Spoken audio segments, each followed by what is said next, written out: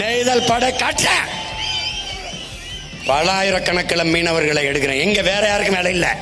நெய்தல் படையிலே மீனவர்களுக்கு கல்வி தகுதியெல்லாம் கேட்கல.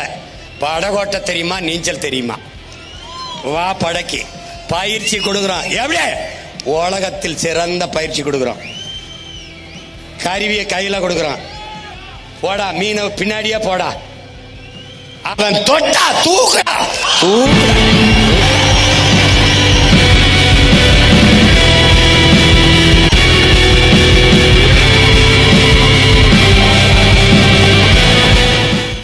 கூண்டுக்குள் இருந்து இந்த சேவல் கூவதால் நீ கணக்கில் எடுக்கல.